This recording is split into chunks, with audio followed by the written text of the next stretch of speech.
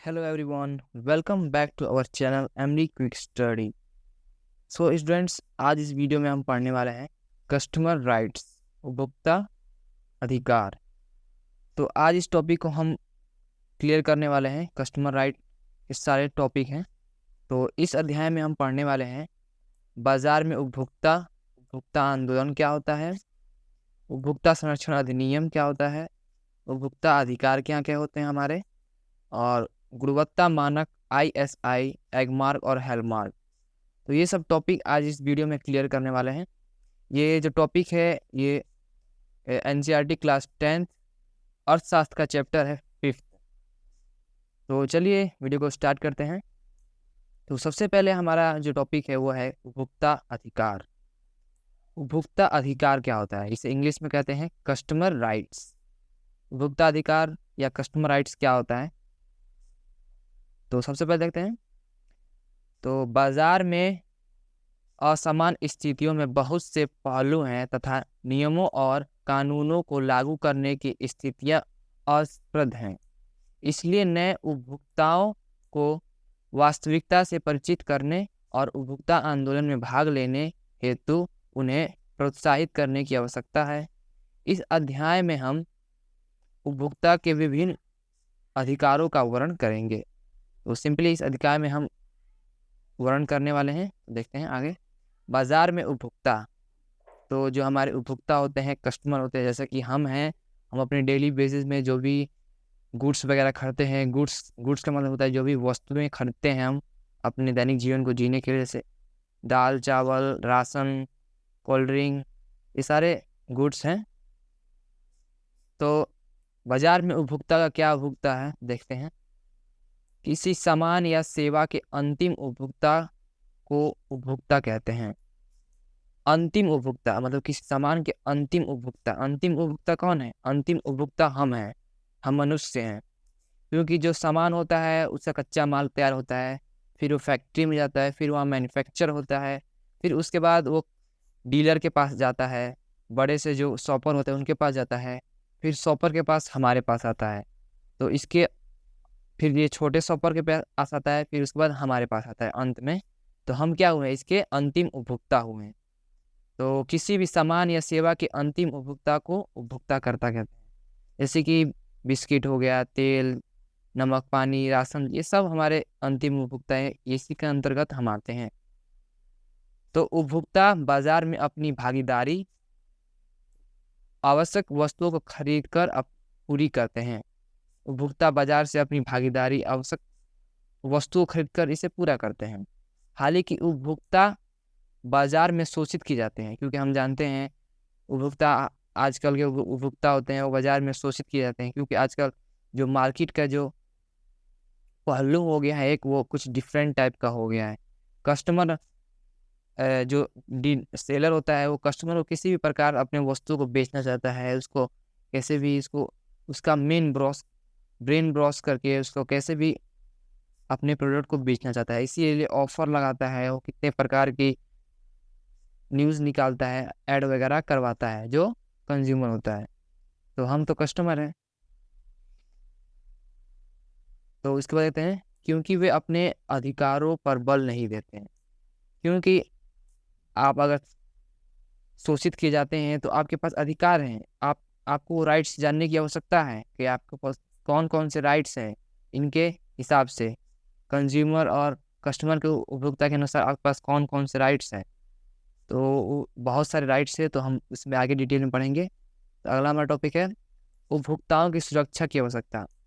अब मान लीजिए उपभोक्ता की सुरक्षा की आवश्यकता क्यों है? मान लीजिए हमने एक बिस्किट खरीदा, उस बिस्किट में कोई ड्रग्स है, या कोई बिस्कुट क्या होता है मैन्युफैक्चर हुआ है, एक्सपायर है, उसके गुड्स है वो ख़राब हैं, उसमें जो प्रोडक्ट है जिस प्रोडक्ट से बना है, जिस कच्चे माल से बना है वो प्रोडक्ट ख़राब है, कहीं उससे हमारी तबीयत ख़राब ना हो जाए, हमें कोई किसी प्रकार की बीमारी ना हो जाए। तो इन सब की आवश्यकता है, हमें उपभोक्ता की सुरक्षा की आवश्यकता है। उपभोक्ताओं के लिए सुरक्षा सुनिश्चित करने के लिए नियमों और विनियमों की आवश्यकता होती है, क्योंकि बाजार में शोषण विभिन्न तरीकों से होता है। उपभोक्ताओं का शोषण करने वाले कारक इस प्रकार हैं। तो देखते हैं कौन कौन से कारक है जो हमें शोषित करते हैं।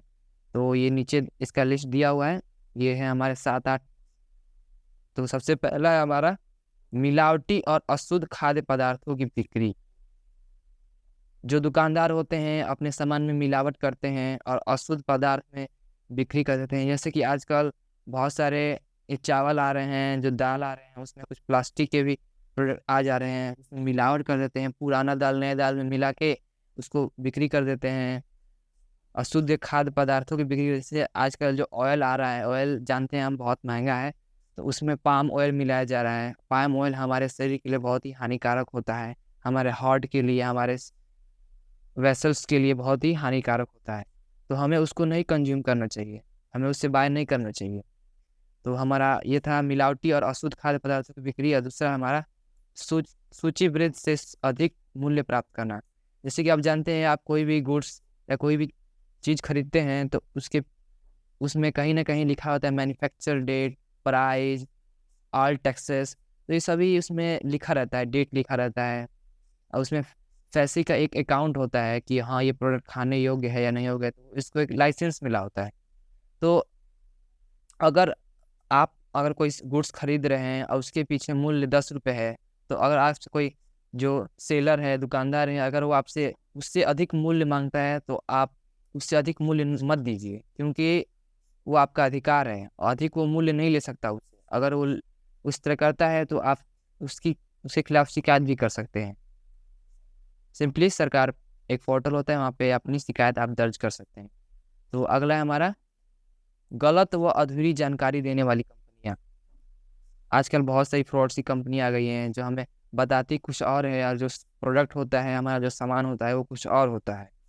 तो इस प्रकार की भी कंपनियां होती है जो हमें शोषित करती रहती है, हमें पता नहीं चलता। उसके बाद हमारा अगला है इलेक्ट्रॉनिक सामान में सूचना मानदंडों की कमी। जो इलेक्ट्रॉनिक सामान होते हैं उसमें सूची सुरक्षा मानदंडों की कमी होती है। मान लीजिए हमने कोई इलेक्ट्रॉनिक सामान खरीदा और उसमें कोई हमें पता नहीं इसको कैसे यूज करना है, कहाँ रखना है, किस तरह ऐड करना है, किस तरह उसको प्लग इन प्लग आउट करना है। तो इन सब की सूचना हमें देनी चाहिए सेलर को हमें उसकी सूचना देनी चाहिए। जो दुकानदार होते हैं उन्हें हमें ये सूचना देनी चाहिए कि हाँ भाई इसे कैसे यूज करना है, इसमें कोई करंट नहीं है, इसमें कितना वोल्टेज चाहिए। तो ये सारी इलेक्ट्रॉनिक सामानों को हमें जो सेलर होता है उससे हमें इसकी सूचना देनी चाहिए कि इसे किस तरह यूज करना है। जैसे कि आप कोई फ़ोन खरीदते हैं तो आजकल उसमें यूज़र गाइड मिलता है, वारंटी कार्ड मिलता है। उसी प्रकार जो इलेक्ट्रॉनिक सामान होते हैं उनमें भी इस तरह की सूचना देनी चाहिए। तो ये एक कमी है जो आजकल बहुत कम ही देते हैं।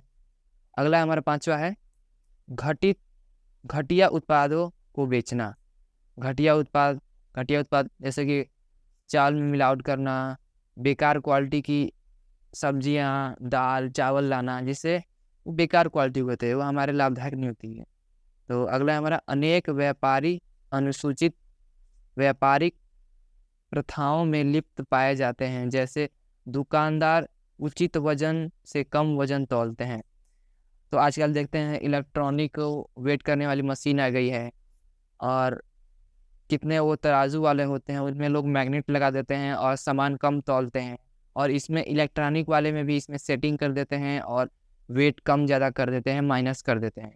तो वो उस प्रकार हमारे जो सामान होते हैं, प्रोडक्ट होते हैं, उसे हमें कम तौल के देते हैं और उसकी प्राइस पूरा लेते हैं, उसका प्राइस। तो इस प्रकार भी वो हमें धोखाधड़ी में देते हैं। अगला हमारा असंतोषजनक बिक्री और सेवाएं अशिष्ट व्यवहार।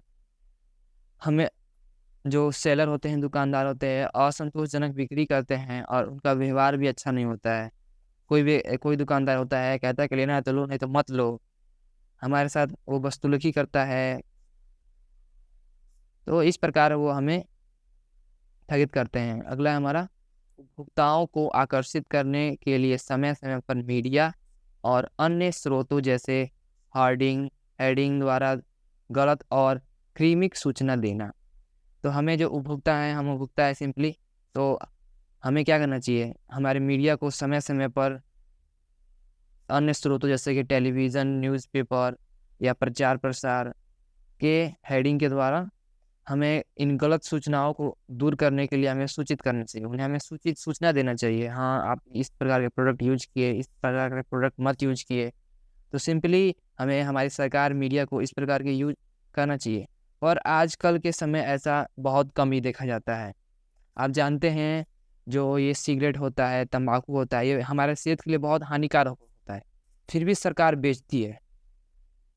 आपको जान के हैरानी होगी, जो हमारे इंडियन रेलवे है, इंडियन रेलवे ट्रेन को साफ सफाई करने में कितना कई करोड़ रुपया लग जाता है इंडियन गवर्नमेंट का। तो ये सब क्या होता है, जो व्यक्ति होते हैं पान खाते हैं, थूकते हैं, तो सबसे गंदगी फैलती है। तो इससे हमारे कई प्रकार की हानिकारक होती है, पर इसे सरकार बैन नहीं करती है। और आप और किसी कंट्री में जाएंगे तो वहाँ ये सब बैन है, क्योंकि ये सेहत के लिए हानिकारक होता है। इससे कई प्रकार की बीमारी होती है, कैंसर होता है, फेफड़े में 7 प्रकार की बीमारियाँ होती हैं, बहुत प्रकार की बीमारियाँ होती हैं, फिर भी सरकार बेचते हैं, क्योंकि सरकार से इनको बहुत फ़ायदा होता है। और जो हमारे हमारे इंडियन जो एक्टर्स हैं, वो भी आजकल देखते हैं आप लोग, प्रचार प्रसार करते हैं वो लोग, वो प्रचार प्रसार उनको नहीं करना चाहिए। तो अगला है हमारा देखते हैं, अगला टॉपिक है उपभोक्ता आंदोलन। अब हमें एक आंदोलन, हमारे द्वारा भारत सरकार द्वारा एक आंदोलन भी किया गया था, वो 1960 के दशक में किया गया था, पर वो आगे चल के सफल हुआ, इतना जल्द वो सफल नहीं हुआ। तो ये है उपभोक्ता आंदोलन। तो देखते हैं उपभोक्ता आंदोलन क्या होता है। भारत में सामाजिक बल के रूप में उपभोक्ता आंदोलन का उदय अनैतिक और अनुसूचित व्यवसाय कार्यों से उपभोक्ताओं के हितों की सुरक्षा करने और प्रोत्साहित करने की आवश्यकता के साथ हुआ था। तो भारत में सामाजिक बल के रूप में उपभोक्ता आंदोलन का उदय अनैतिक और अनुसूचित व्यवसाय कार्यों को उपभोक्ताओं के हितों की सुरक्षा करने के लिए, प्रोत्साहित करने के लिए इसकी आवश्यकता के साथ हुआ था। तो ये हमारे लिए जो उपभोक्ता आंदोलन क्यों हुआ था, ये हमारे सुरक्षा के लिए, हितों की सुरक्षा के लिए, हमारे स्वास्थ्य के लिए। तो निम्न कारणों से ये उपभोक्ता आंदोलन को शुरू किया गया था। अगला देखते हैं। अत्यधिक खाद्य कमी, जमाखोरी, काला बाजारी, जिसे ब्लैक मार्केटिंग कहते हैं, खाद्य पदार्थों एवं खाद्य तेल में मिलावट की वजह से 1960 के दशक में व्यवस्थित रूप से उपभोक्ता आंदोलन, कंज्यूमर मूवमेंट का उदय हुआ। तो इन सब को देखते हुए जमाखोरी, खाद्य में कमी, बेकार प्रकार के प्रोडक्ट, काला बाजारी, इस प्रकार की खाद्य तेल में मिलावटी की वजह से 1960 के दशक में क्या हुआ था, उपभोक्ता आंदोलन शुरू किया गया था, जिसे इंग्लिश में कहते हैं कंज्यूमर मूवमेंट्स। तो 1970 के दशक तक उपभोक्ता संस्थाएं वृहद स्तर पर उपभोक्ता अधिकार से संबंधित लेखों के लेखन को प्रदर्शन के आयोजन का कार्य करने लगी। तो ये जो 1960 में हमारा ये स्टार्ट हुआ था उपभोक्ता आंदोलन, 1970 के दशक क्या हो गया था, एक बड़े स्तर पर लेखन और प्रदर्शनी के आयोजन का कार्य करने लगी थी। एक बड़े वृहद स्तर पर लोग इसमें जुटे, समझे इस उपभोक्ता आंदोलन के बारे में, और वो साथ दिए, और इस प्रकार 1970 में ये स्टार्ट हुआ। इसके बाद है उपभोक्ता शिकायत केंद्र। अब आपको कोई दुकानदार या गुड्स कोई खराब सामान दे रहा है, तो आप शिकायत भी कर सकते हैं। कोई आपसे ठगी या जमाखोरी या ब्लैक मार्केटिंग कर रहा है, तो आप उसके खिलाफ क्या कर सकते हैं, शिकायत कर सकते हैं। तो वो शिकायत केंद्र है। तो भारत में उपभोक्ता आंदोलन के विभिन्न संगठनों के निर्माण में पहल की है, जिन्हें सामान्यतः उपभोक्ता अदालत या उपभोक्ता संरक्षण परिषद, इंग्लिश में कहते हैं कस्टमर फॉर्म्स या कस्टमर प्रोटेक्शन काउंसिल के नाम से जाना जाता है। ये उपभोक्ता आंदोलनों का मार्गदर्शन करती है और ये बताती है कि हमें किस प्रकार की उपभोक्ता आंदोलन में मुकदमा दर्ज करना चाहिए, किस प्रकार मुकदमा दर्ज कराएं। तो बहुत से अवसरों पर उपभोक्ता आंदोलन में व्यक्ति विशेष उपभोक्ता का प्रतिनिधित्व भी करते हैं। ये स्वयं सेवी संगठन जनता में जागरूकता पैदा करने के लिए सरकार से वित्तीय सहयोग भी प्राप्त करते हैं। तो सरकार इन्हें, हमारी जो गवर्नमेंट है तो वो देती है।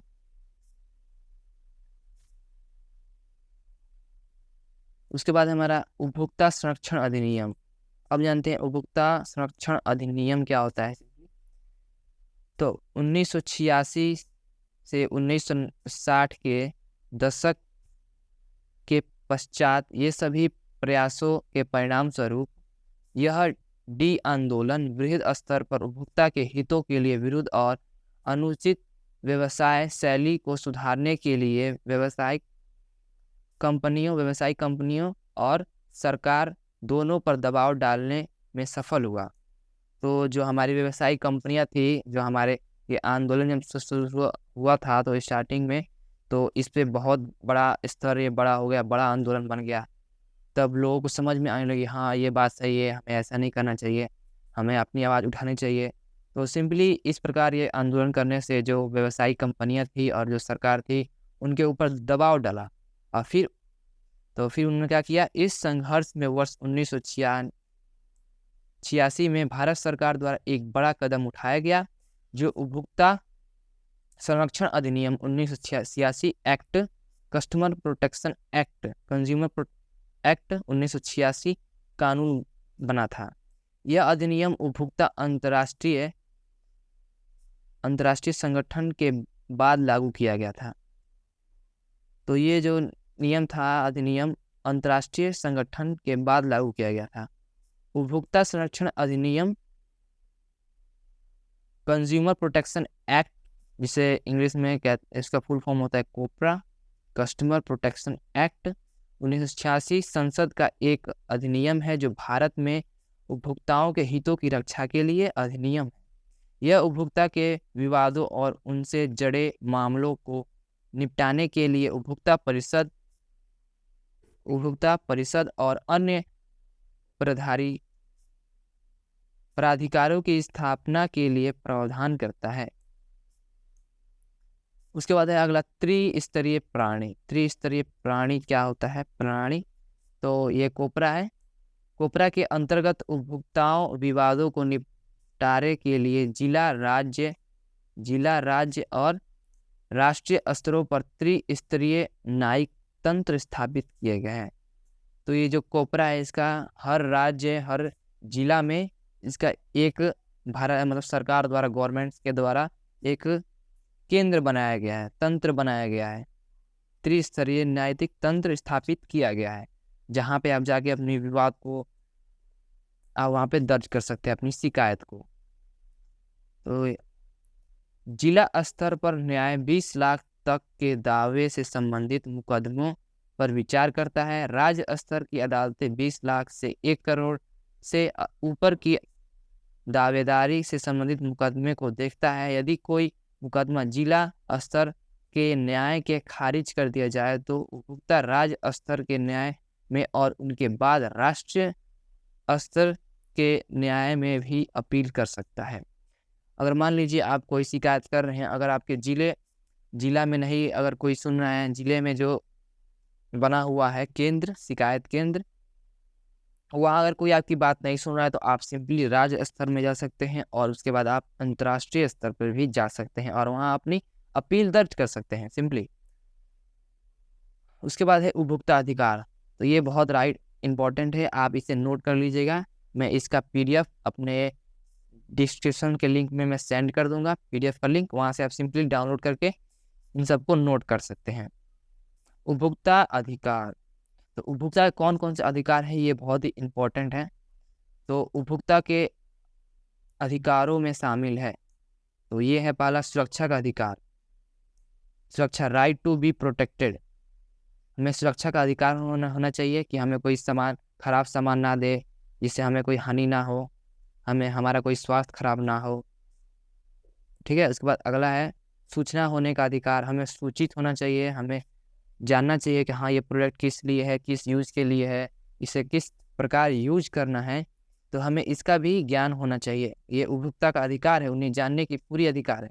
आप डायरेक्ट पूछ सकते हैं इनसे, अपने सेलर से या दुकानदार से कि इसका यूज किस तरह करना है, इसका मतलब किस कंपनी का है, क्या प्रोडक्ट है, मैन्युफैक्चर डेट क्या है, इसकी प्राइस क्या है, आप ये सिंपली पूछ सकते हैं। सूचना का अधिकार, उसके बाद हमें चुनने का अधिकार, आपको चुनने का अधिकार है। अगर आप कोई प्रोडक्ट चूज करना चाहते हैं तो आप सिंपली चूज कर सकते हैं। कोई दुकानदार या सेलर ये नहीं कह सकता कि आप ये प्रोडक्ट लीजिए, ये मत लीजिए। आपको चुनने का अधिकार है, राइट टू बी चूज। तो आपको चुनने का अधिकार है, आप जो सामान लेना चाहते हैं वो लेके चूज कर सकते हैं, अपना ले सकते हैं। उसके बाद निवारण का अधिकार, उसके बाद प्रतिनिधित्व का अधिकार, ये सभी अधिकार हैं। इन अधिकारों पर नीचे चर्चा की गई है।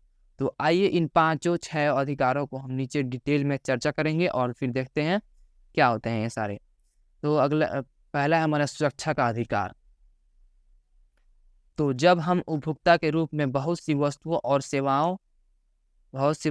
सेवाओं का उपयोग करते हैं तो हमें वस्तुओं की बाजारीकरण, मार्केटिंग ऑफ गुड्स और सेवाओं की प्राप्ति की विरुद्ध सुरक्षा रहने का अधिकार होता है, क्योंकि वे जीवन की संपत्तियों के लिए खतरनाक होते हैं। निर्माता और सेवाओं को प्रदाताओं को आवश्यक सुरक्षा नियमों का पालन करने की आवश्यकता है। कई वस्तुओं जैसे प्रेशर कुकर का वाल्व, बिजली के उपकरण, गीजर, लोहा आदि की सुरक्षा के लिए विशेष ध्यान देने की आवश्यकता है। यदि इन वस्तुओं में दोष है या गंभीर दुर्घटना का कारण बन सकती है, इसलिए इन वस्तुओं के मामले में निर्माताओं को यह सुरक्षित करना आवश्यक है कि उत्पादन और सेवाओं की सुरक्षा और गुणवत्ता उचित हो। जैसे कि सुरक्षा नियमों का पालन करने की आवश्यकता है। वस्तुओं जैसे कि प्रेशर कुकर का वाल्व, बिजली का उपकरण, गीजर, लोहा आदि की सुरक्षा के लिए विशेष प्रकार की ध्यान देने की आवश्यकता होती है। यदि इन वस्तुओं में दोष है तो ये गंभीर दुर्घटना का कारण बन सकती है। इसलिए इन वस्तुओं के मामले में निर्माताओं को यह सुरक्षा का सुनिश्चित करना आवश्यक है कि उत्पाद और सुरक्षा की गुणवत्ता उचित करें। तो मान लीजिए हमने कोई मार्केट से कोई प्रेशर कुकर खरीदा, उसमें का वाल्व खराब है, उपकरण की बिजली है, कोई बिजली खराब है, हीटर है जिससे करंट लग सकता है, वाल्व है जिससे कुकर फट सकता है, तो हमें उससे बहुत ही नुकसान हो सकता है, हमारे जान माल में नुकसान हो सकता है। गीजर हुआ, लोहा हुआ, तो इस सब में हमें सुरक्षा का अधिकार, हमें इसकी आवश्यकता होती है कि हाँ ये कैसे इसको यूज करना है। तो हमें सारी डिटेल अपने सेलर से, शॉपर से, दुकानदार से सिंपली ले सकते हैं और ये आपका अधिकार है। अगला है हमारा सूचित होने का अधिकार। सूचित होने का अधिकार क्या है? तो भारत सरकार ने उत्पाद और पैकेट पर सभी सामग्रियों की सुरक्षा, सुविधाओं, निर्माण की तरीका, मूल्य, मात्रा, समाप्ति तिथि, उपयोग के लिए दिशा आदि का उल्लेख अनिवार्य कर दिया है। तो भारत सरकार ने जो हम पैकेट खरीदते हैं, कोई सामग्री खरीदते हैं, तो उसमें क्या होता है, मैन्युफैक्चर डेट होता है, निर्माण की तिथि जिसे कहते हैं, MRF होता है, रेट होता है, मात्रा होता है कितना ग्राम है, समाप्ति तिथि होता है, एक्सपायरी डेट जिसे कहते हैं इंग्लिश में, उपभोग के लिए दिशा आदि का उल्लेख अनिवार्य कर दिया है हमारे सरकार ने। आगे देखते हैं आगे क्या है। आगे है उपभोक्ताओं को सूचित करके खरीद, निर्माण लेने में सहायक करता है। यदि उत्पाद किसी भी तरह से दोषपूर्ण सिद्ध होता है तो उपभोक्ता शिकायत कर सकते हैं या क्षतिपूर्ण या प्रतिस्थापन के लिए पूछ सकते हैं। अगर आपके कोई प्रोडक्ट में कोई खराबी है, पैकेट फटा हुआ है, उसके अंदर का प्रोडक्ट खराब है, तो आप सिंपली अपने दुकानदार से, शॉपर से, डीलर से आप सिंपली कांटेक्ट कर सकते हैं, उससे उसे बदलने के लिए या वापस करने के लिए आप बोल सकते हैं, ये आपका अधिकार है और उसको वापस करना होगा, प्रदर्शन करना होगा, क्योंकि उपभोक्ताओं को उनके द्वारा खरीदे गए सामानों और सेवाओं के विवरण के विषय में जानकारी प्राप्त करने का अधिकार है, जैसे मैंने अभी आपसे कहा। अगला है हमारा सूचना का अधिकार।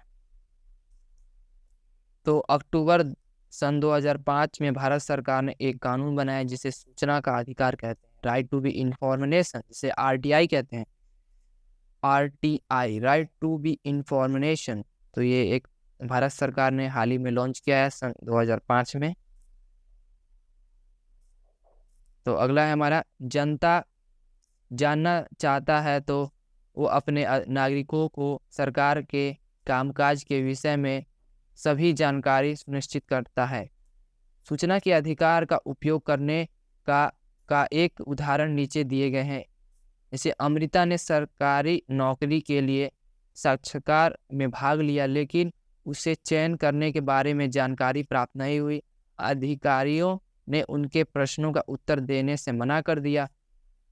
उसने सूचना का अधिकार कानून के अंतर्गत एक आवेदन दर्ज किया, जिससे उत्तर में उसे सूचना करने में देरी के कारणों के विषय में बताया गया था कि बाद में उसे नियुक्ति के लिए कॉल लेटर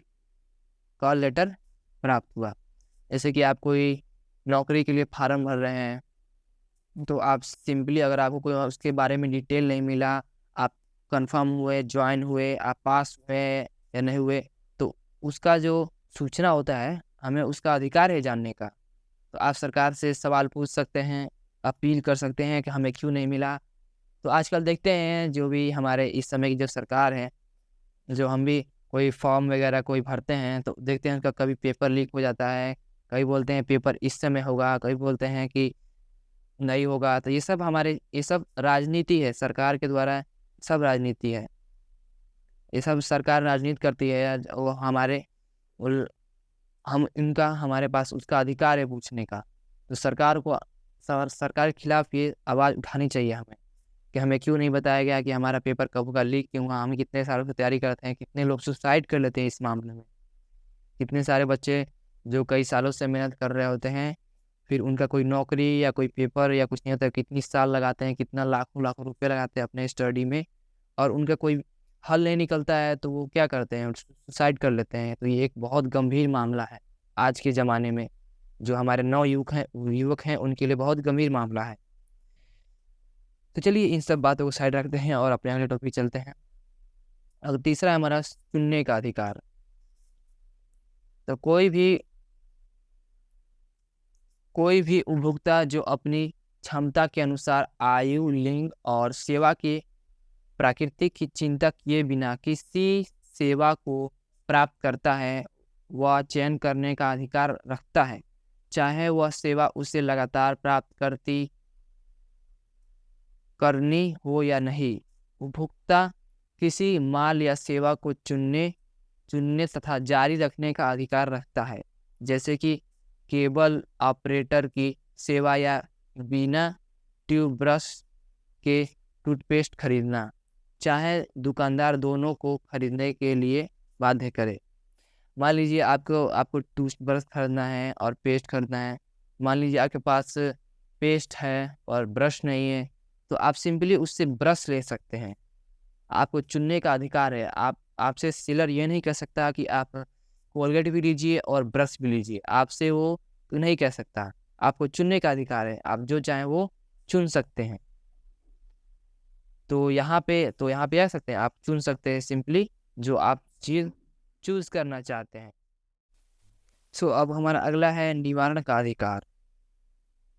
निवारण का अधिकार, तो उपभोक्ताओं को अनुचित व्यापार, कर्म और शोषण का निवारण मांगने का अधिकार है। इसका अर्थ है कि यदि कोई क्षति उपभोक्ता के प्रति की जाती है तो वह क्षति की मात्रा के अनुसार नुकसान की भरपाई प्राप्त करने का अधिकार रखता है। यदि आप किसी कंपनी या संस्था में अनुचित व्यापार कर्म से पीड़ित हैं तो आप अपनी शिकायत के निवारण के लिए न्यायालय जा सकते हैं।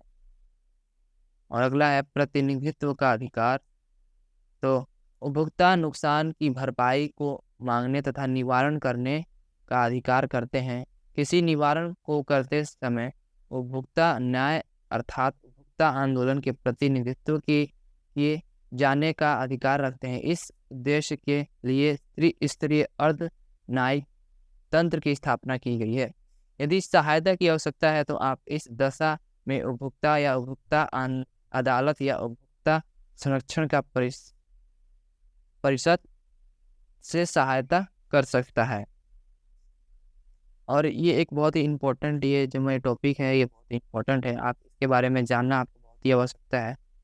गुणवत्ता मानक ISI और एगमार्क ISI एगमार्क या हॉलमार्क गुणवत्ता मानकों के प्रति चिन्ह या लोगो हैं जो वस्तु की गुणवत्ता को सुनिश्चित रखते हैं, जो संगठन का इन परिणाम पत्रों की जांच करते हैं और इन्हें जारी करते हैं। वे उत्पादकों को उन प्रद लोगो चिन्हों का प्रयोग करने की अनुमति देते हैं। ये संगठन या संस्थाएं बहुत से उत्पादकों के लिए गुणवत्ता मानकों का विकास करती है, लेकिन ऐसे मानकों का अनुसरण करना ही सभी उत्पादकों के लिए आवश्यक नहीं है।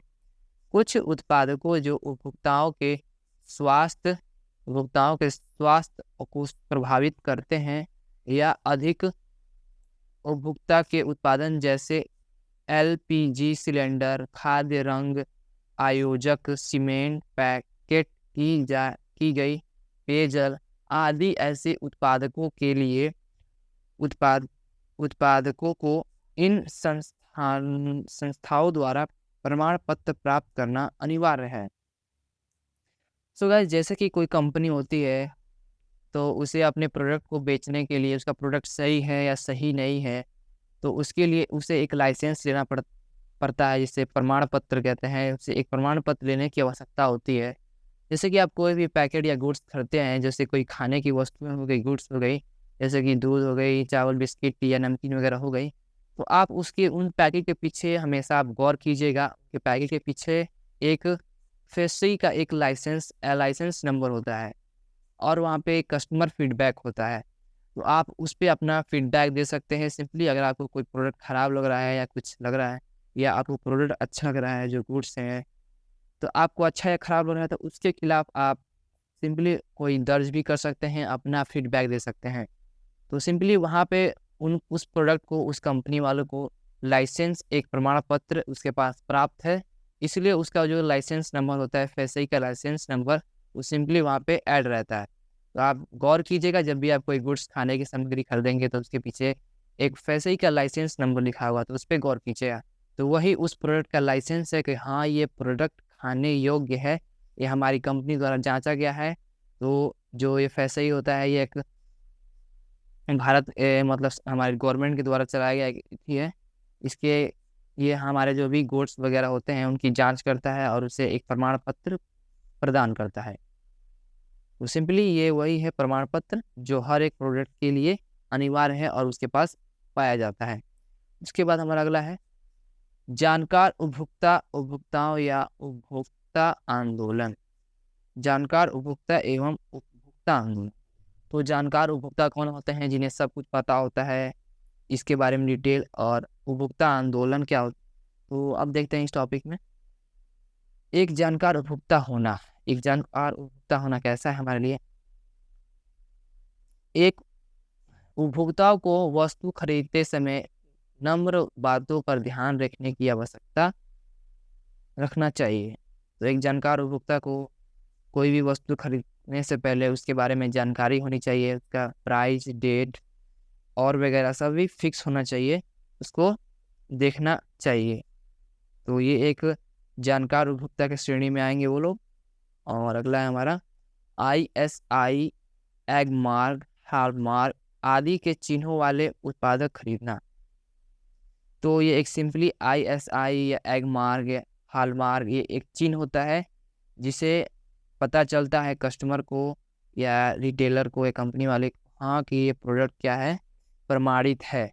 इससे हम यूज कर सकते हैं, इसे हम अपने प्रयोग में ला सकते हैं। तीसरा है अपने खरीदे हुए सभी सामान के प्रमाण के लिए नगद पर्ची लेना। नगद पर्ची लेना ये भी एक बहुत इंपॉर्टेंट चीज़ है। आजकल जो समय में आज देख सकते हैं, आप कोई शॉपिंग मॉल में जाते हैं, कोई भी प्रोडक्ट खरीदते हैं, तो आपको सिंपली वहाँ पर बिल मिलता है या जीएसटी बिल मिलता है, तो आपको सिंपली वहाँ से लेना चाहिए। आपको लेने का अधिकार है, वो ले सकते हैं आप, बिल्कुल लेना चाहिए आपको। हाँ, कि अगर कल को कुछ पता चल जाए कि हमारा प्रोडक्ट ख़राब है या ये नहीं है या कुछ इसमें प्रॉब्लम है या किसी की डेथ हो गई इसे खा के, या इसमें ड्रग्स है या प्रोडक्ट ख़राब है, तो इस प्रकार की कोई भी अगर सूचना आपको पत्र या आपके साथ कोई घटित होता है, तो आप उसको सरकार के खिलाफ अपील कर सकते हैं। अगर आपके पास जो रसीद है, नकद पर्ची है या जीएसटी बिल है, अगर आपके पास वो जीएसटी बिल या नकद पर्ची अगर आपके पास होगा, तो आप सिंपली उससे दर्ज कर सकते हैं। नहीं तो फिर रिटेल जो सेलर होगा, दुकानदार वो बोलेगा नहीं ये हमारे यहाँ का प्रोडक्ट नहीं है, तो आपके पास क्या प्रमाण होगा कि हाँ आपने ये प्रोडक्ट यहाँ से खरीदा है?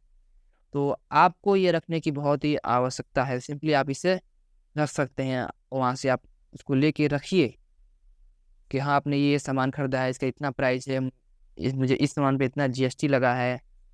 तो इन सब की पूरी डिटेल उस पर्ची में, उस प्रमाण पत्र में, नगद पर्ची या जीएसटी बिल में ऐड होता है, तो सिंपली आप वहाँ से दे सकते हैं। उसके बाद हमारा अगला है शिकायत की स्थिति में उपभोक्ता शिकायत केंद्र।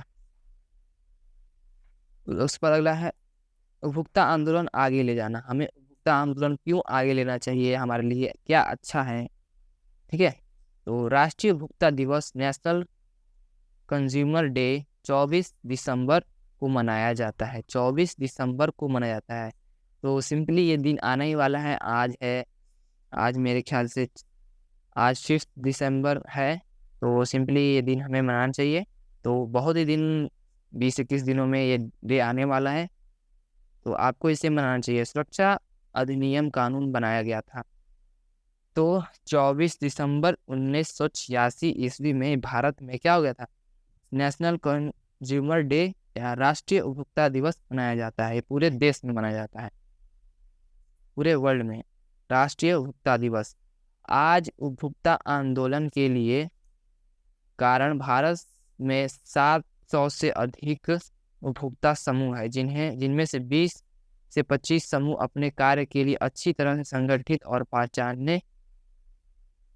पहचाने जाते हैं। तो जो हमारे जो इंडिया है, इसमें 700 से अधिक उपभोक्ता समूह है, जिनमें से 20 और 20 समूह अपने कार्यों के लिए अच्छी तरह से संगठित है।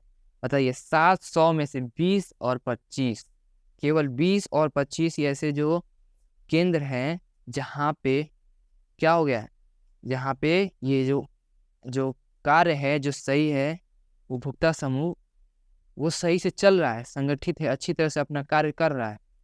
700 में से बताइए सिर्फ 20 और 25, आप सोचिए, तो हमारे 665, 80 क्या हो गए? ये सारे हमारे की सब कालाबाजारी कर रहे हैं सिंपली। बताइए 700 में केवल 20 और 25 जब स्थिर रहेंगे तो हम लोग क्या होगा, हमें कितनी वो लोग ब्लैक मार्केटिंग करेंगे, हमारे स्वास्थ्य को हानिकारक हानि पहुंचाएंगे। तो हमें सरकार के खिलाफ अपील उठानी चाहिए, इस मुद्दे को उठाना चाहिए सरकार के पास। आगे है उपभोक्ता आंदोलन के साथ समस्याएं। तो पहला है उपभोक्ता निवारण प्रक्रिया कठिन, खर्चीली और अधिक समय लेने वाली है। उपभोक्ता निवारण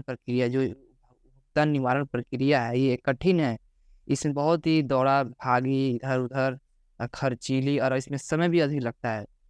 यहाँ तो भारत में कोई उतना या कोई वैल्यू नहीं है, पर अगर आप अदर कंट्री में जाएंगे तो वहाँ इसकी बहुत ज़्यादा वैल्यू है। वहाँ पे आपको इतना कठिन, खर्चीला और समय नहीं लगाना पड़ेगा। वहाँ की सिक्योरिटी, वहाँ की जो लोग हैं, वहाँ की पर्सनैलिटी, वहाँ का जो बजट है बहुत अधिक है। वहाँ पे इनका सब प्रॉब्लमों का सामना नहीं करना पड़ता है। इसके बाद है अगला, दूसरा उपभोक्ता कानून।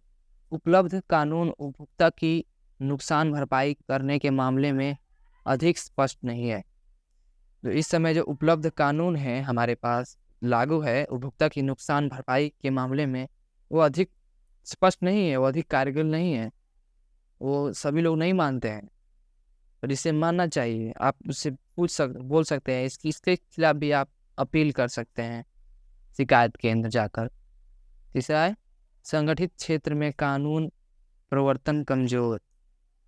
असंगठित क्षेत्र होते हैं जैसे कि गांव हो गया, छोटे मोटे इलाके मोहल्ले हो गए, यहाँ पे ये कानून प्रवर्तन बहुत कमजोर है, सही से लागू नहीं है। यहाँ पे ये सब कानून का पालन नहीं होता है यहाँ पे, क्योंकि ज़्यादातर लोग वहाँ पे अनपढ़, उतने पढ़े लिखे लोग नहीं रहते हैं। गांव वगैरह में जो पढ़े लिखे लोग होते हैं, इंटेलिजेंट लोग होते हैं, वो सभी कहाँ चले जाते हैं? सब शहरों में चले जाते हैं, काम काज अपनी इधर सोसाइटी प्रॉपर्टी खरीद लेते हैं और शहरों में बस जाते हैं, क्योंकि यहाँ पे सभी सुविधाएं हैं जो गांव में नहीं है। पर आजकल अब वर्तमान समय में अब बहुत सी स्कीमें लॉन्च हो गई हैं सरकार गवर्नमेंट्स के द्वारा, जिससे अब घर घर गांव गांव बिजली सामान उपलब्ध करवाया जा रहा है सरकार के द्वारा। तो ये हमारे लिए बहुत ही अच्छी बात है। तो अगला है हमारा उपभोक्ता निवारण के लिए अदालत की कार्यवाही लेती है। तो उपभोक्ता निवारण के लिए अदालत भी इसकी कार्रवाई लेती है। वो भी पूछती है हाँ भाई आपको क्या प्रॉब्लम है, आप किस लिए यहाँ पे केस दर्ज कर रहे हैं, आपकी क्या प्रॉब्लम है आप बताइए। तो आप अदालत में इस बात को अपनी बात को रख सकते हैं सिंपली वहाँ पे। अधिकांश व्यापारी नगद पर्ची जारी नहीं करते हैं। जो अधिकांश जो व्यापारी होते हैं वो जो जीएसटी बिल होता है या पर्ची होता है, पर्ची के आपने कौन कौन से गुड्स लिए हैं, सामान लिए हैं, उसका बिल जारी नहीं करता है बहुत से। और क्या करता है, उससे उन लोगों का फ़ायदा होता है, जो व्यापारी होते हैं उनका फ़ायदा होता है, क्योंकि उसे फिर सरकार को दिखाने की आवश्यकता नहीं होती है। फिर वो जब लास्ट में जब जीएसटी ऐड करता है, बिल ऐड करता है, तो वो सरकार को देता ही नहीं है, उसमें से कुछ ही % देता है, क्योंकि जो हमारी जो वस्तुएं होती हैं, गुड्स उन सभी पे जीएसटी लगा होता है। 12%, 18%, 25%, 5%, इस प्रकार सभी वस्तु पे जीएसटी लगा होता है कि हाँ ये गवर्नमेंट को इतना %, 4%, 12% जीएसटी जाएगा। जब व्यापारी होते हैं वो अगर पर्ची नहीं निकालते हैं तो लास्ट में क्या करते हैं, उसको कोई भी पर्ची नहीं ऐड करते हैं और सरकार को जो जीएसटी होता है उसका 5% वो सरकार को नहीं देते हैं, और इस प्रकार वो लाभ कमाते हैं व्यापारी। तो अगला हमारा बाजार के कामकाज के नियम और विनियमों का अनुसरण नहीं किया जाता। और जो बाजार होते हैं उनमें क्या नियम कानून हैं, आजकल ये बहुत कम ही लोग जानते हैं, कौन कौन से राइट्स हैं कस्टमर के, ठीक है। तो वो आजकल के लोग बहुत कम जानते हैं, तो वो क्या होता है, अनुसरण नहीं किया जाता है ज़्यादातर। तो ये था हमारा पूरा चैप्टर, यहाँ पे हमारा चैप्टर कंप्लीट होता है। और ये कुछ इम्पोर्टेंट क्या होता है डिफिनीशन है जिन्हें आपको जानने की बहुत आवश्यकता है। तो सिंपली आप देख सकते हैं यहाँ पे है उत्पादक, प्रोड्यूसर किसे कहते हैं, जो प्रोडक्ट को तैयार करता है। तो देखिए यहाँ पे मैं पूरा डिटेल ऐड किया है। यहाँ पे ऐसे व्यक्ति जो वस्तुओं का निर्माण या उत्पादन करता है उसे क्या कहते हैं, उत्पादक, प्रोड्यूसर कहते हैं। तो जैसे कि किसान होते हैं, किसान अपने फसलों को उगाते हैं, फिर उसे बेचते हैं दुकान पे, फिर दुकान पे से कहाँ जाता है, कंपनी में जाता है। तो क्या हो गए, किसान क्या हो गए, इन फसलों के प्रोड्यूसर हो गए। कंपनी भी उसके प्रोड्यूसर है, पर वो द्वितीय प्रोड्यूसर है। प्रथम उत्पादक किसान है, सेकंड उत्पादक क्या है, कंपनीज हैं, और थर्ड उत्पादक हम क्या हैं, उपभोक्ता हैं, कस्टमर है। तो हम कंज्यूमर हैं, लास्ट कंज्यूमर हम होते हैं। तो इसे ही प्रोड्यूसर कहते हैं। जो किसान होते हैं फसल उगाते हैं, फिर बेचते हैं, फिर वो हो जाता है सरकार के द्वारा कंपनी में, फिर कंपनी में उसका मैन्युफैक्चर होता है, उसको बनाया जाता है, बिस्किट बनाए जाते हैं, अलग अलग प्रकार की खाने की सामग्री बनाई जाती है, ठीक है। तो ये क्या हो गया, प्रोड्यूसर हो गए, किसान हमारे प्रोड्यूसर हैं, और सेकेंड प्रोड्यूसर कंपनीज हैं, ठीक है, इसे कच्चा माल कहते हैं। उसके बाद है हमारा उपभोक्ता किसे कहते हैं, तो ऐसे व्यक्ति जो अपनी आवश्यकता अनुसार वस्तुओं का या सेवाओं का खरीद करता है और उनका उपयोग करता है, तो क्या कहलाता है, वो उपभोक्ता कहलाता है।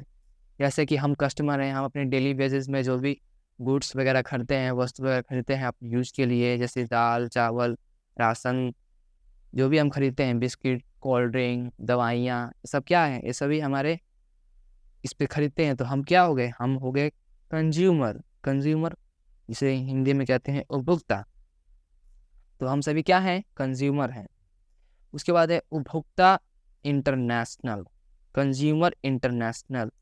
वर्ष 1985 संयुक्त राष्ट्र ने दिशा निर्देश पर उपभोक्ता सुरक्षा के लिए एक समूह का गठन किया हुआ, जो अंतर्राष्ट्रीय स्तर पर उपभोक्ता आंदोलन का आधार बना।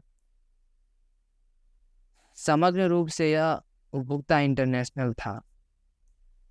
तो संयुक्त राष्ट्र America, USA, United state of America जो है, उसने 1985 में एक निर्देश जारी किया, उपभोक्ता सुरक्षा के लिए एक समूह संगठन स्थापित किया, जो अंतर्राष्ट्रीय स्तर पर उपभोक्ता आंदोलन का आधार बना, और इसे हम उपभोक्ता इंटरनेशनल के नाम से जानते हैं या कहते हैं।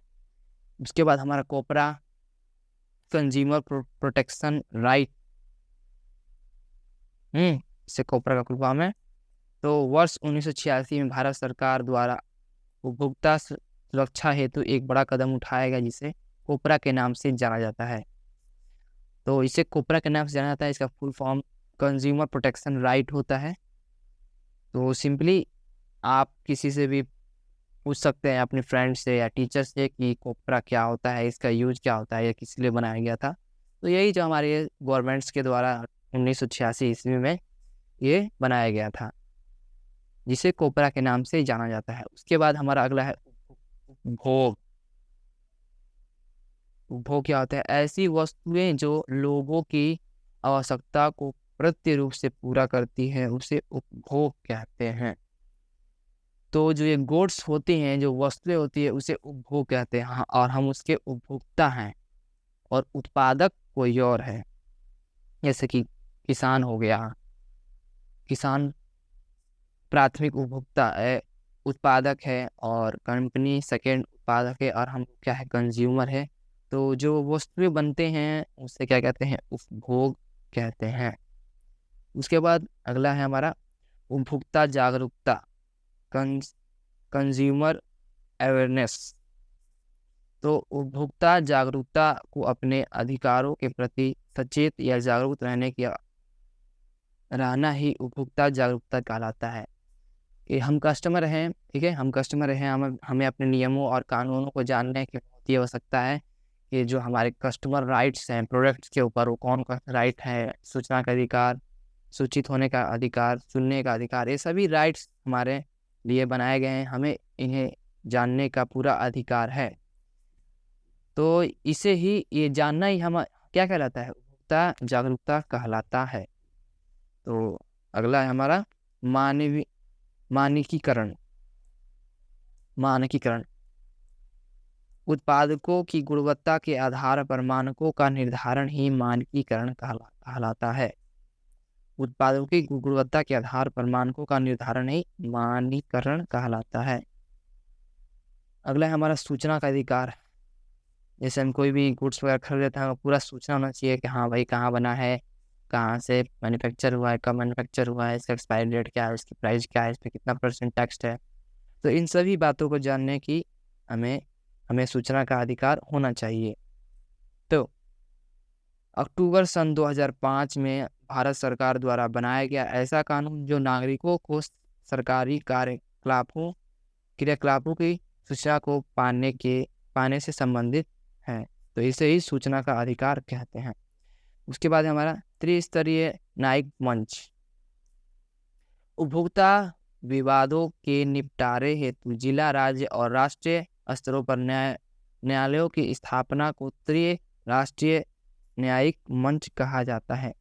मतलब कस्टमर को बातों के सुनने के लिए, कस्टमर की जो उनकी प्रॉब्लम है, उनका जो प्रॉब्लम को सुनने के लिए क्या हुआ है, भारत सरकार ने एक राज्य स्तर पर, जिला स्तर पर और अंतर्राष्ट्रीय स्तर पर एक क्या किया है, एक मंच स्थापित किया है, जिससे आप वहां जाकर अपनी अपील, अपना दर्ज, अपना तर्क वहां पे दे सकते हैं सिंपली।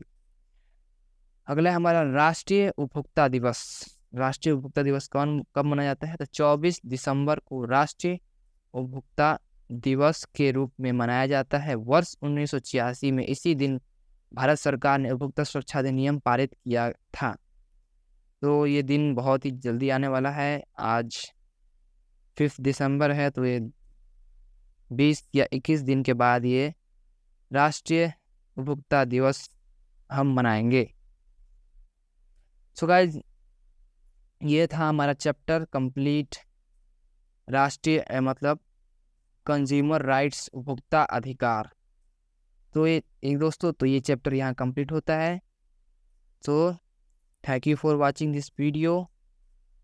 सो गाइज, मैंने पूरा ये PDF तैयार किया हुआ है। आप इसको सिंपली डाउनलोड करके आप इसे नोट कर सकते हैं या अपने पास आप रख सकते हैं। ये पूरा चैप्टर है आपके लिए, पूरा मैंने कंप्लीट इसे तैयार किया हुआ है। So guys, thank you for watching. Good luck students.